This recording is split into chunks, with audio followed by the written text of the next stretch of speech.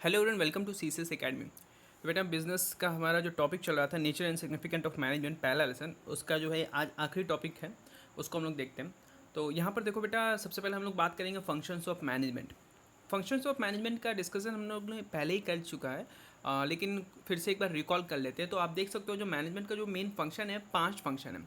ठीक है, आपको असल में 11th क्लास की जो पार्ट ए बुक है, इसमें यही 5 फंक्शन जो है आगे आने वाले लेसन्स में आपको मिलेंगे। एक एक फंक्शन पे एक एक लेसन होगा। वो फंक्शन क्या क्या था? पहला था प्लानिंग, फिर ऑर्गेनाइजिंग, फिर स्टाफिंग, फिर डायरेक्टिंग और कंट्रोलिंग। क्लियर है? तो प्लानिंग और ऑर्गेनाइजिंग कौन करता है? Top level. अच्छा, इससे पहले हम लोग ये जान लेते हैं, एक बार रिकॉल कर लेते हैं। हमने आपको ये बता दिया है कि किस में क्या आता है, लेकिन एक बार फिर से रिकॉल कर लेते हैं। प्लानिंग में क्या आता है? प्लानिंग में सबसे पहले जो होता है, ये टॉप लेवल मैनेजमेंट क्या करता है? सबसे पहले वो प्लान करता है। प्लान क्या करता है कि करना क्या है। ठीक है, तो प्लानिंग में ही पॉलिसीज डिसाइड होती है, क्या हमें मैन्युफैक्चर करना है। तो ये सारी चीज़ें क्या होती है? प्लानिंग में डिसाइड होती है। ठीक है, फिर आता है ऑर्गेनाइजिंग। ऑर्गेनाइजिंग में क्या होता है? तो जो चीज़ हमने प्लान किया है उससे रिलेटेड जो भी सामान चाहिए उसे हम लोग ऑर्गेनाइज करते हैं या इकट्ठा करते हैं। क्लियर है? जैसे अगर हमको कोई प्रोडक्ट बनाना है, उस प्रोडक्ट को बनाने के लिए हमें जो जो सामान चाहिए, जो जो फाइनेंस चाहिए, जितना भी फाइनेंस चाहिए, उन सब चीज़ों को इकट्ठा हम लोग करेंगे। कौन से प्रोसेस में? ऑर्गेनाइजिंग में। ठीक है, फिर अगला जो स्टेप आता है वो है स्टाफिंग। अब स्टाफिंग जो होता है, इसमें क्या होता है? तो स्टाफिंग में जो है हम लोग क्या करते हैं, जैसे हमने प्लान कर लिया, जो रिसोर्सेज चाहिए उस प्लान को फुलफिल करने के लिए वो भी इकट्ठा हो गया। अब हम देखते हैं कि वो जो हमने प्लान किया है वो करेगा कौन, वो करेगा कौन। तो वो आता है स्टाफिंग। ठीक है, अब जब हमने स्टाफिंग में डिसाइड कर लिया कि कौन करेगा, तब आता है डायरेक्टिंग। तो अब जो भी बंदे जिन्हें भी हमने सेलेक्ट कर लिया, अब उन्हें हम लोग बोलते हैं भाई ये काम है, अब तुम ये काम करो। तो इसमें क्या होता है? डायरेक्टिंग होता है। तो डायरेक्टिंग में क्या होता है कि गिवन, इसमें हम लोग डायरेक्शन देते हैं। ठीक है, directing is a process in which the managers give direction to the employ.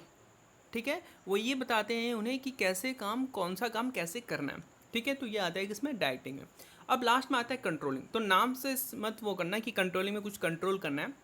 इसमें सिर्फ ये देखना है कि जो हमने प्लान किया, क्या वो काम हो रहा है कि नहीं, ये चेक करना। तो कंट्रोलिंग में क्या होता है? कंट्रोलिंग में ये चेक किया जाता है कि जो हमने प्लान किया है क्या वही काम हो रहा है। ऐसा तो है नहीं कि हमने जो प्लान कुछ किया काम कुछ और हो रहा है। तो कंट्रोलिंग में यही चेक किया जाता है कि जो मैनेजमेंट ने जो प्लान किया था, क्या उसी के हिसाब से काम हो रहा है कि नहीं। क्लियर है? तो अगर हम बात करें तो प्लानिंग और ऑर्गेनाइजिंग का जो काम है ये कौन करता है? प्लानिंग और ऑर्गेनाइजिंग का काम जो है ये करते हैं हमारे टॉप लेवल मैनेजमेंट। ठीक है, जो हमारे टॉप लेवल मैनेजमेंट होते हैं ये क्या काम करते हैं? ये प्लानिंग और ऑर्गेनाइजिंग का काम करते हैं। ठीक है बेटा। अच्छा, मिडिल लेवल मैनेजमेंट क्या करता है? स्टाफिंग का काम करता है, लोगों को रिक्रूट करने का काम करता है। और सुपरवाइजरी लेवल क्या करते हैं? ये डायरेक्टिंग और कंट्रोलिंग का काम करते हैं। क्लियर बेटा? तो होप आप लोग को समझ में आ गया जो हमारा ये फंक्शंस ऑफ मैनेजमेंट। तो अगली टॉपिक जो है हमारी वो है लास्ट इस लेसन की, वो है कोऑर्डिनेशन। तो कोऑर्डिनेशन का मतलब क्या होता है? तालमेल बैठाना। ठीक है, तो किसी भी ऑर्गेनाइजेशन हो या कोई ग्रुप हो, अगर उस ग्रुप में तालमेल नहीं बैठ रहा तो वो ग्रुप नहीं चल सकता। ठीक है, तो इसी तरह एक ऑर्गेनाइजेशन, अगर ऑर्गेनाइजेशन के बीच में एक तालमेल बैठ के अगर काम नहीं हो रहा है, बैठा के अगर काम नहीं हो रहा है, तो ऐसे केस में क्या होगा? वो ऑर्गेनाइजेशन नहीं चल पाएगा। तो यही चीज़ बोला है, the process by which manager synchronises the activities of different department is known as coordination. तो वो प्रोसेस जिसके तहत मैनेजर क्या करता है, वो अपने अलग अलग डिपार्टमेंट्स के बीच में तालमेल बैठाता है, उसी को हम लोग बोलते हैं क्या? कोऑर्डिनेशन। क्लियर है? आगे बढ़े। तो अब बात करें हम लोग क्या, नेचर या फीचर्स ऑफ कोऑर्डिनेशन। तो कोऑर्डिनेशन के क्या क्या फीचर होता है? अच्छा, सबसे पहले एक और चीज़ देखिए, कोऑर्डिनेशन कई बार आपसे एग्जाम में ये भी पूछ लेता है कि क्या कोऑर्डिनेशन जो है वो एसेंस ऑफ मैनेजमेंट है कि नहीं। ठीक है, ये बड़ा ही इंपॉर्टेंट क्वेश्चन है, कई बार एग्जाम्स में आपसे डायरेक्टली पूछ लेता है 2 या 3 नंबर में। ठीक है, क्या बोलता है कि इज कोऑर्डिनेशन, ESSENCE,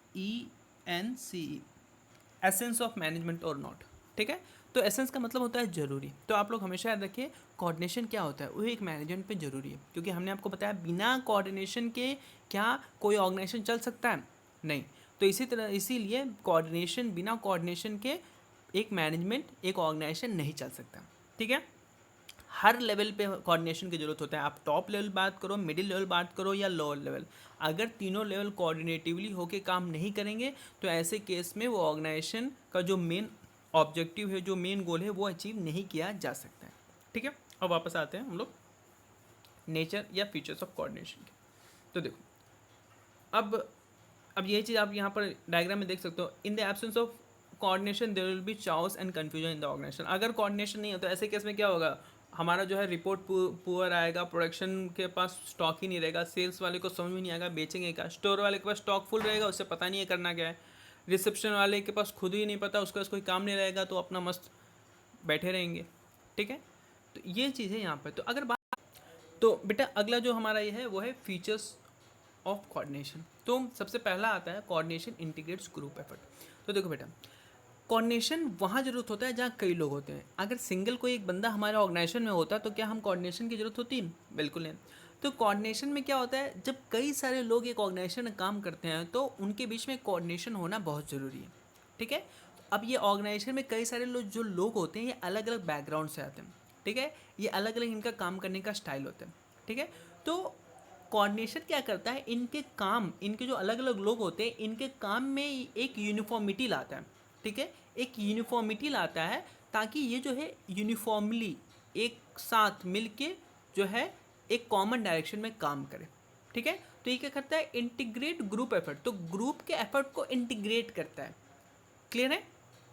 आगे बात करें, अगला क्या है, एंश्योर्स यूनिटी ऑफ एफर्ट। तो इसमें क्या करते हैं कि देखो, the main aim of every manager is to coordinate the activities and functions of all individuals to common goal. तो देखो, कोऑर्डिनेशन का जो मेन मकसद क्या है, आप पूरे के पूरे ऑर्गेनाइजेशन को एक साथ क्यों चलाना चाहते हो, एक साथ कोऑर्डिनेटिवली क्यों चलाना चाहते हो, ताकि हमारी जो ऑर्गेनाइजेशन के जो मेन गोल्स है वो अचीव किया जा सके। ठीक है, तो मैनेजर जो होता है वो इसलिए कोऑर्डिनेटिवली होकर काम करता है ताकि उसके ऑर्गेनाइजेशन के जो गोल्स है वो अचीव हो सके। तो यही बोलता है ensures unity of effort. Unity of effort में क्या बोलता है, सारे लोग एक साथ अपना एफर्ट दें ताकि हमारे जो है ऑर्गेनाइजेशन गोल को अचीव किया जा सके। ठीक है, जैसे आप एचआर डिपार्टमेंट होता है, फिर परचेज डिपार्टमेंट होता है, सेल्स डिपार्टमेंट होता है, फाइनेंस डिपार्टमेंट होता है, ये सब मिलके कंपनी के गोल्स को अचीव करने में हेल्प करते हैं। ठीक है, यहाँ जो एचआर होता है ये ह्यूमन रिसोर्स जो है डिपार्टमेंट होता है जिसका काम जो होता है रिक्रूटमेंट करना होता है। ठीक है, अगला क्या है, कंटिन्यूअस प्रोसेस। तो कोऑर्डिनेशन नेवर एंडिंग प्रोसेस है। आप जानते हो मैनेजमेंट में काम कभी रुकता नहीं है। क्या कोई फर्म कोई प्रोडक्ट बना के वो रुक जाती है? नहीं, वो हमेशा कोई ना कोई काम कर होता ही रहता है। तो यही चीज़ बोलता है coordination is non ending function. Coordination क्या है, एक नॉन एंडिंग फंक्शन है। It is a continuous function although its degree में vary. The manager work continuously to achieve coordination and maintain coordination because without coordination company cannot function efficiently। तो हमेशा coordination की जरूरत होता है। एक बार जो है हमने कोई जो है प्लान किया, उस प्लान को अचीव कर लिया, फिर अगले प्लान पर फिर हम काम करते हैं। ठीक है, तो इस तरह क्या होता है, कोऑर्डिनेशन हमेशा जो होता है ये ज़रूरी है एक ऑर्गेनाइजेशन है, क्योंकि बिना कोऑर्डिनेशन के आपने एक प्लान किया, उसको अचीव कर लिया, मान लो अगले बार आप कोऑर्डिनेट नहीं कर पाए तो अगला प्लान जो आपने किया वो अचीव नहीं कर पाओगे। ठीक है, तो कोऑर्डिनेशन क्या होता है, ये कंटिन्यूस प्रोसेस है। ठीक, आगे बात करें तो कोऑर्डिनेशन इज परवेसिव फंक्शन। तो परवेसिव देखो 12th की बुक में ये वर्ड आपको हमेशा आने वाली है। ठीक है, तो इसलिए आपको परवेसिव का मतलब जान लो, परवेसिव जो कि हर जगह हो। ठीक है, तो कोऑर्डिनेशन क्या है, एक परवेसिव फंक्शन है। परवेसिव मतलब आप टॉप लेवल की बात करो, मिडिल लेवल बात करो, बॉटम लेवल बात करो, हर जगह जो है आपको कोऑर्डिनेशन की जरूरत होगी।